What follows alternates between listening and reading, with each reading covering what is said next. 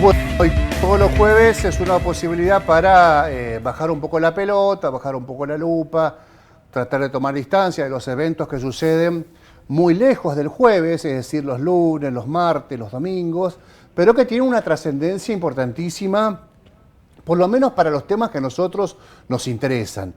Y hoy hablábamos con la Colo más temprano, con María Luisa Cololeli, que estamos en presencia de... estamos atravesando momentos en donde van muriendo los principales líderes del siglo XX.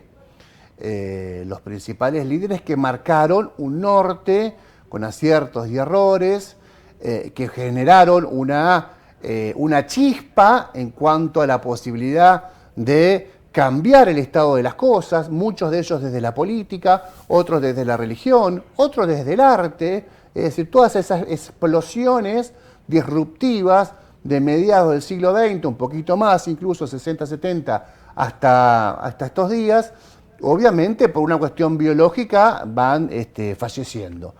En el caso de Pepe Mujica es una persona muy particular, ya lo va a contar la Colo porque ella lo estuvo investigando al personaje, incluso lo que le gusta a ella es los lados B y los lados C del personaje, pero permítanme decir que ha fallecido una persona imprescindible, una persona que era una referencia, sobre todo moral. Habrá que ver después, cuando uno esté más tranquilo y revise cómo fue su presidencia en cuanto a transformaciones reales, ha dejado un legado moral de que no se puede ser un chanta, no se puede ser un corrupto, meter la mano en la lata es considerado una blasfemia, aquello que la persona que quiere enriquecerse no puede entrar en la política. Bueno, todo un montón de situaciones que el Pepe, que había pasado por muchísimas vidas y por muchísimo calvario,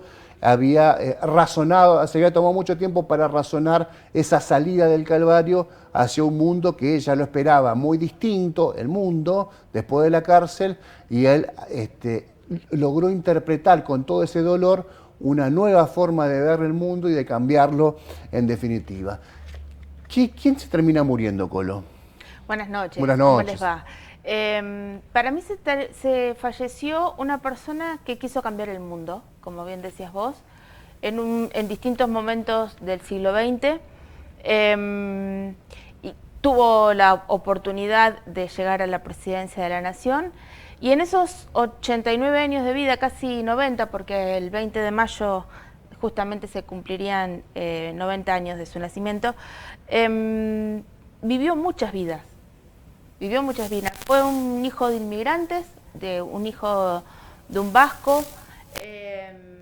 Fue campesino desde muy niño, desde muy temprana edad. Se dedicó a la vida rural. Luego se involucró con la militancia política.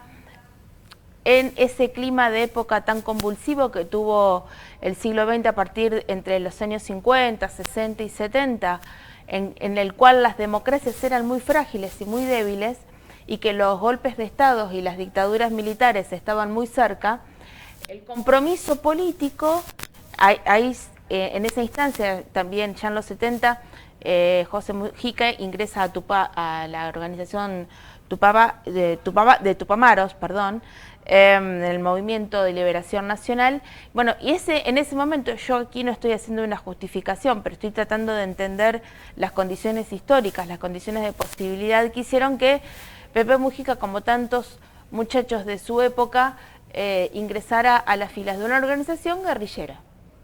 Y en ese contexto, como él lo ha comentado en muchas entrevistas, hubo robo de bancos, secuestros de empresarios, un montón de cuestiones que, por supuesto, hoy... Enfrentamientos armados. Enfrentamientos armados. Él estuvo herido, recibió, creo que alrededor de 6 balazos en un pulmón, en el vaso, por ese motivo perdió el vaso también.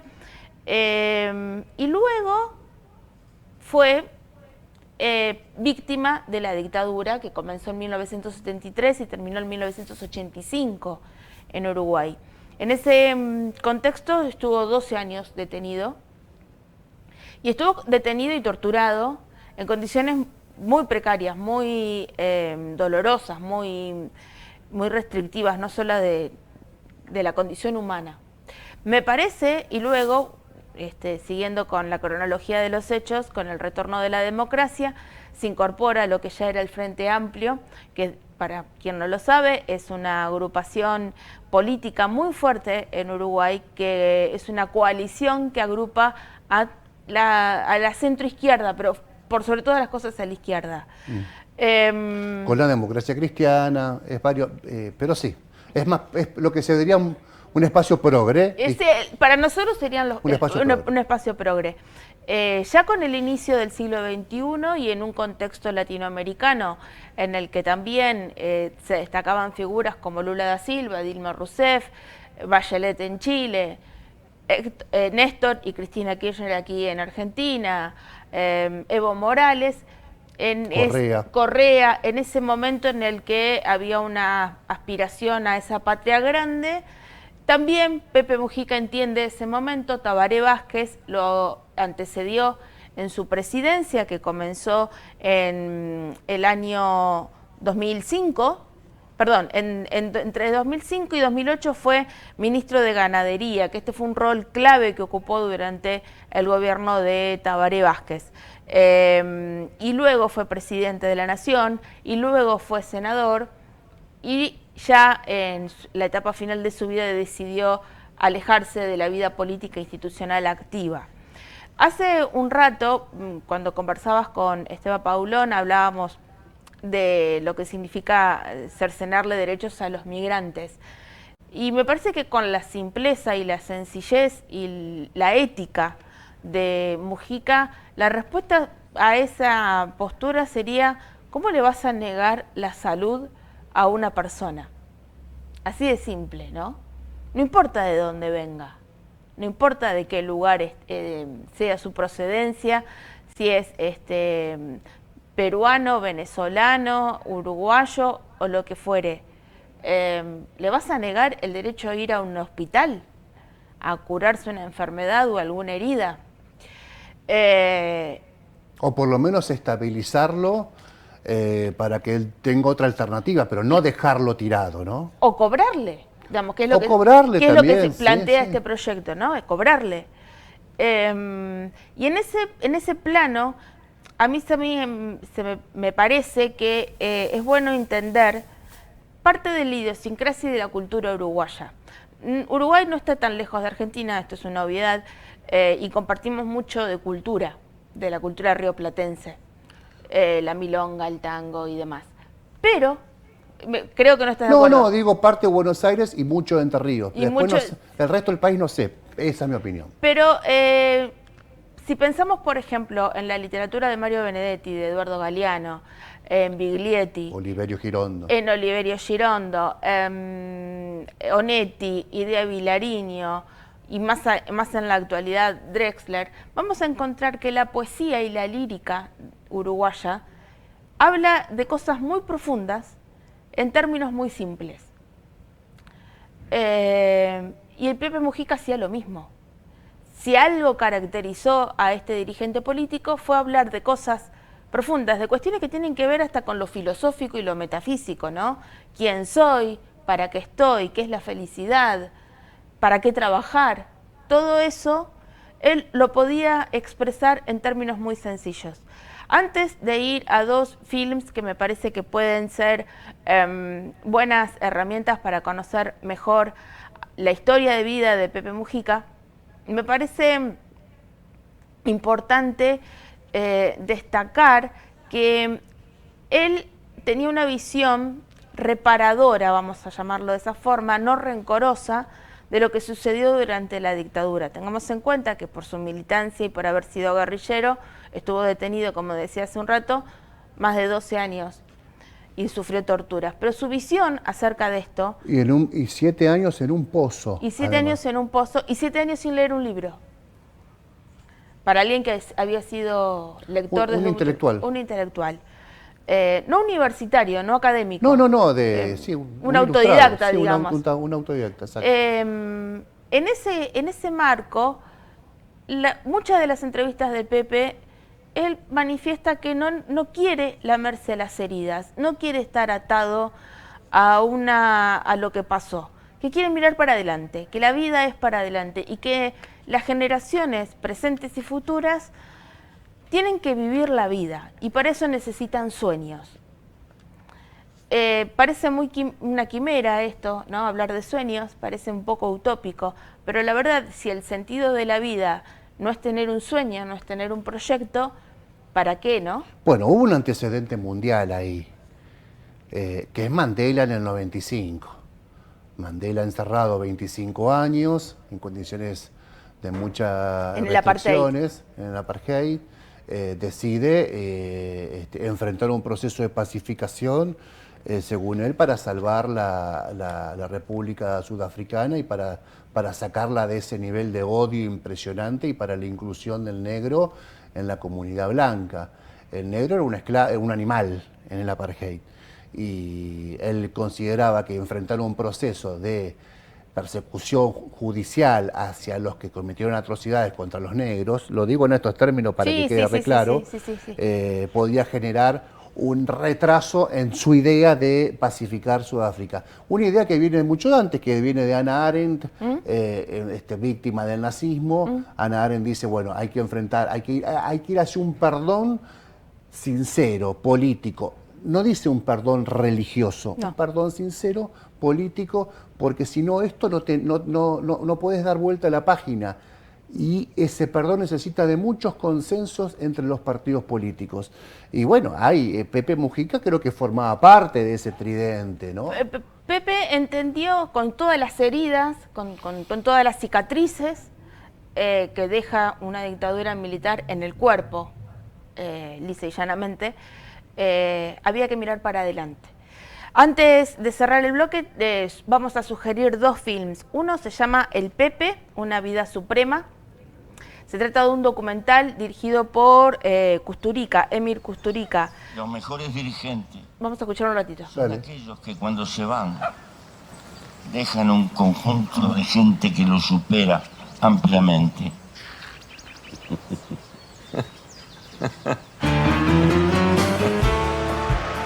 Fue muy intensa la actividad del presidente Mujica en esta jornada. A esta altura yo no preciso plata, en absoluto. No preciso para vivir más de lo que tengo. Jamás pensamos que Pepe podía llegar a la presidencia. Mucho de lo que hoy te digo nació en soledad en la cárcel. No sería quien soy. Sería más fútil, más frívolo, más superficial.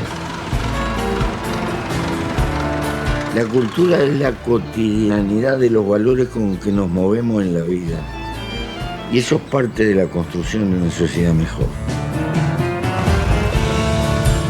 Este documental se presentó en el Festival Internacional de Venecia en 2018. Ustedes lo pueden encontrar en la plataforma de Netflix, se encuentra allí. Es muy interesante porque además también la mirada de Kusturica es como de alguna forma una visión externa o un prisma muy ajeno que se encuentra con un personaje que evidentemente lo fascina. Eso es lo que también transmite el documental, ¿no? Sí, y me agrego a decirte una cosita más, que fíjate los procesos de los últimos siglos. La toma de la Bastilla termina con Napoleón emperador. La toma del Palacio de Invierno termina con las purgas de Stalin. La Revolución Cubana, con todas sus virtudes, termina con una Cuba empobrecida. El sandinismo termina con los Ortegas robándose todo Nicaragua. Y el ejemplo de Pepe, que comienza con la historia de la guerrilla y con todos sus valores, termina en un hecho muy virtuoso. Probablemente puede ser, si no es el único, debe haber dos o tres más. Y no muchos. Y no muchos. Sí, incluso parece que esa imagen de un hombre anciano regando las plantas fuese la imagen de casi romantizada, que a veces el adjetivo romantizado está como súper manejado, ¿no? Y súper utilizado. Pero es un hombre digno que vive su vida cotidiana, con la mayor austeridad, sencillez, porque él mismo dice, no necesito nada más. Otra película Sí. que tiene que ver con la vida de Pepe Mujica es La noche de 12 años. Es una película histórica, dramática, es una ficción que fue dirigida por Álvaro Brechner, basada en el libro Memorias del Calabozo de Mauricio Rosenkopf. Allí actúa, entre otros, el Chino Darín. Antonio de la Torre es quien interpreta a Pepe Mujica. Este film retrata justamente los 12 años en que él y dos compañeros más, Mauricio Rosenkopf y Eleuterio Fernández Huidobro, estuvieron detenidos. Es un periplo, una penuria constante de una cárcel a otra, de un lugar de encierro y de tortura a otro. Un momento en que el Pepe Mujica, tal como lo ilustra la película, se encuentra en una situación muy cercana a la locura.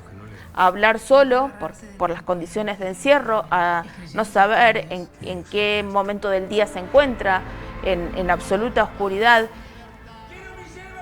Ya más cerca del fin de la dictadura, tienen acceso a que se acerquen algunos familiares y lo visita su mamá. Y le lleva de obsequio una pelela, una escupidera, que el Pepe la utiliza para sembrar una plantita. Y es con eso con lo que finalmente puede de alguna manera sobrevivir. Es una historia de sobrevivencia y de supervivencia en condiciones absolutamente hostiles. Esta película estaba en Netflix, por lo menos ayer intenté buscarla, no la encontré, sí la encontré en YouTube. Es dramática, es dolorosa, pero bueno, también es necesaria, porque por esto también pasó el Pepe Mujica y se pudo recuperar. Se fue, como decíamos al principio, un hombre necesario, por lo menos para tener un faro, por lo menos para saber que en contextos adversos, injustos, violentos, hay alguien que nos puede dar una palabra de aliento. Y muy croto Sí, todo el muy, tiempo. sí. Para no andar con vueltas. Él era, su estilo era así muy de campesino, como se lo veía, detestaba lo que ellos le llaman la etiqueta, ¿cómo se llama? La chaquetilla. La chaquetilla. Odiaba la corbata, no la usaba nunca. Ni siquiera para asumir la Y en presidencia. un momento, cuando es elegido diputado, le iba al Congreso en una moto, en una Vespa. Sí. Iba y así se ataba con los pantalones, con los broches para no ensuciarse. Y llegó al estacionamiento del Congreso, una historia que capaz que escuchaste alguna vez, y estaciona la moto y el policía le dice, disculpe señor, ¿se va a quedar por mucho tiempo? Y el tipo le dice, y si los milicos no me echan, creo que por 5 años. Bueno. Un fenómeno. Esa es una anécdota, nada, es una banalidad al lado de su historia, pero que lo pinta de cuerpo entero. Un tipo que además tenía un sentido del humor impresionante. Sí. Sí. Nosotros diríamos un campechano. Campechano. Colo, nos vamos a la pausa. Por favor. Muy bueno, ya venimos.